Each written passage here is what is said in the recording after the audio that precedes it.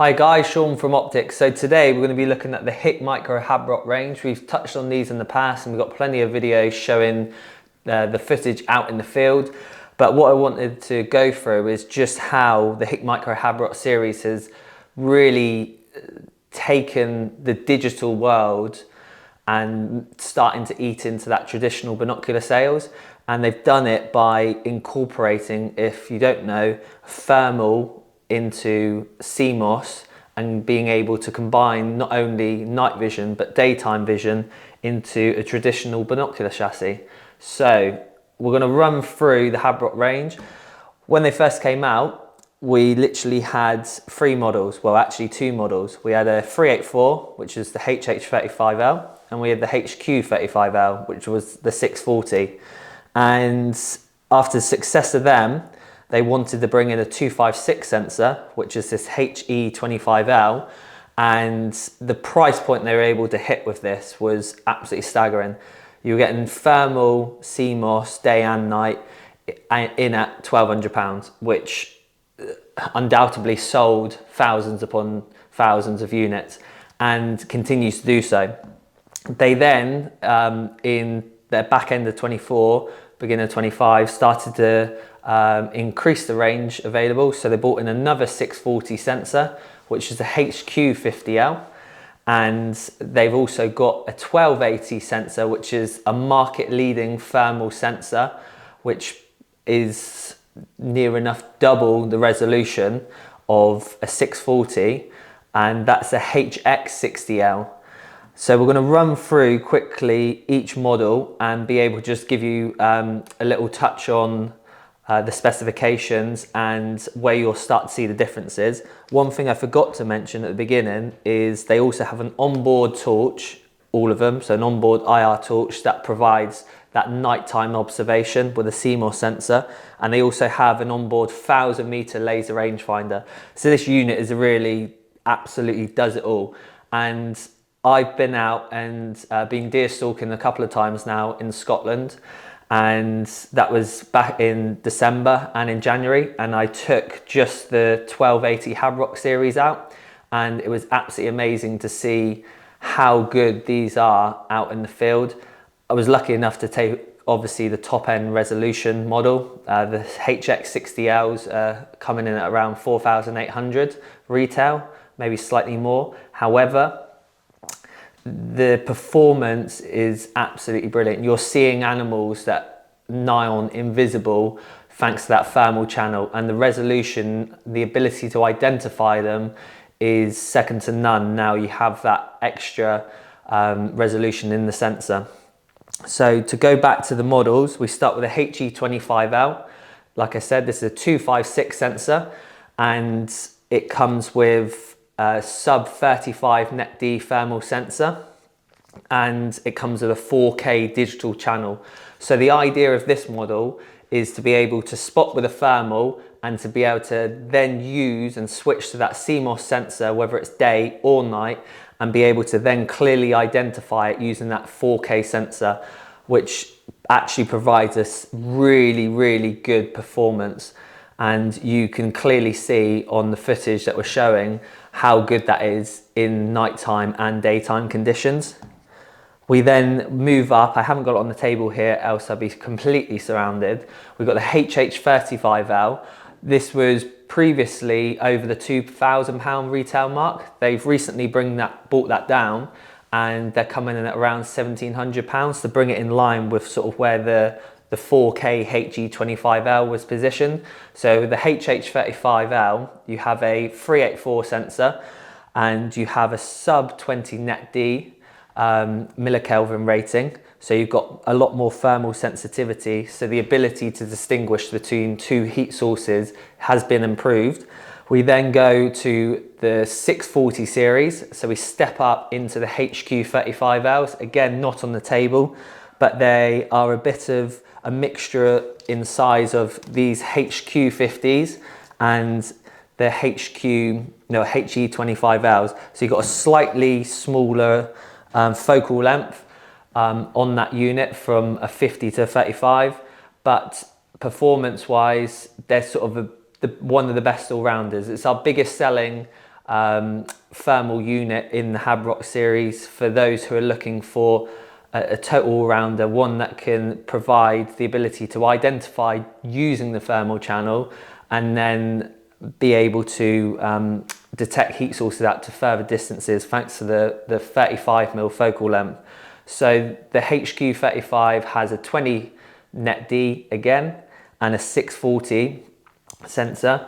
With the recent addition of the HQ50L, that model now comes with, which is, I believe this one, yeah, this one comes with a sub 15 net D. So they've taken that HQ35L 640 sensor and they've improved it again by providing a 5 millikelvin drop in thermal sensitivity. So side by side, if you took the HQ35 out and the HQ50 out, you would see a performance increase in the HQ50 in those adverse weather conditions where you got a bit of mist or you got a lot of temperature. The outside temperature, the ambient temperature is very similar. So the ability to distinguish between those two heat sources will be better on the HQ50. But you do see a price increase with that. So the 50 is around 3,200 and the HQ35 is around 2,700. We then go on to the Ultimate, which I was lucky enough to use for a couple of stalking trips. And this is the HX60L.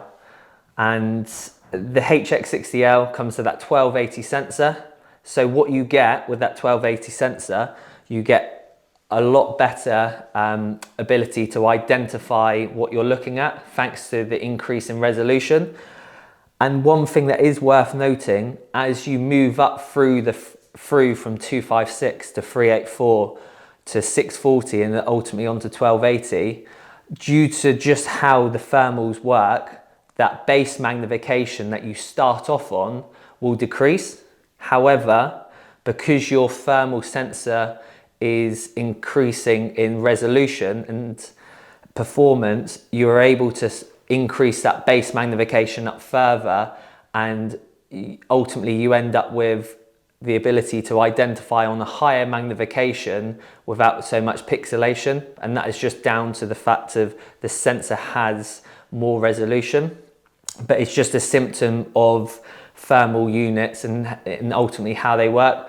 A lot of people are wanting, say, the performance of a 640 thermal sensor. However, they are wanting a 6 times or an 8 times base mag, and just down to the mechanics of how the units work, it's physically impossible to be able to partner those two together. The only way you could do that is by increasing the focal length, and that's ultimately the size of that lens on the front of the unit from a 50 to maybe 100, or even it would have to be greater than that to be able to achieve something like a 6 times base optical magnification. So then the unit becomes too big and ultimately it's not able to be used out in the field how most people want to shoot with them or ultimately observe with them. Hopefully that's given you a bit of a roundup and hasn't just numbed you with a load of numbers.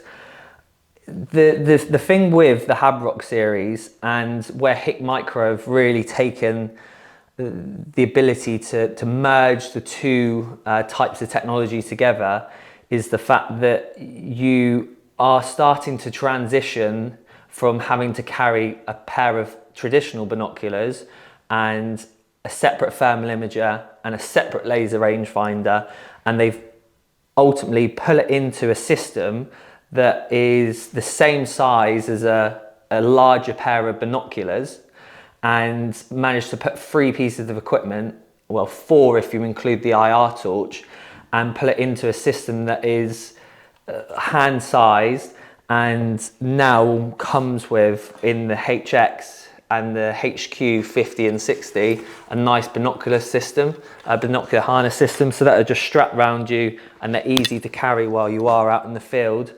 And the one area where the CMOS does let you down is there is certain light conditions where the exposure, the CMOS sensor is trying to expose the image to be able to provide something back to the user, but it struggles with getting the exposure right. So that's where still some people like that traditional binoculars. However, as an all-in-one system, if you had to go out, you would just ultimately flick to the thermal in those situations where that CMOS wasn't quite giving you an image that you're happy with, and the thermal would cut through everything and provide that image for you. But yeah, as a unit that is ultimately future-proofing yourself, you were getting a 4-in-1 system, and it's in the convenience of a binocular chassis. So this is why we absolutely love the Habrok series, and we can't wait to see what other technology HIKMICRO bring out in the future. And yeah, it's exciting to see where the market is transitioning from. Well, we will be touching on another video we'll be putting out, just the transition of where thermal was 10 years ago and night vision and where it is today, and ultimately where we think it might go to, just because it's crazy to see how much in such a short amount of time these units have evolved, with the thanks of large tech companies like HIK getting involved in the market to be able to not only make technology improve and performance become greater, but actually the price points to drop because of just the sheer scale of the operations. So yeah, exciting. It was good to give you this video just because I think it gives you an insight into where the market is going in terms of observation, and ultimately yeah, it really is the future. So if you want any further information on the HIKMICRO range, our thermal range, we have a wide product selection from Pulsar, Notpix, etc., DNT. Head over to the website. Always drop us a call. Our sales guys are very clued up on the whole HIKMICRO range. Remember guys, if you want to see more videos, make sure you like and subscribe to the channel, and we'll make sure we keep them coming. See you later.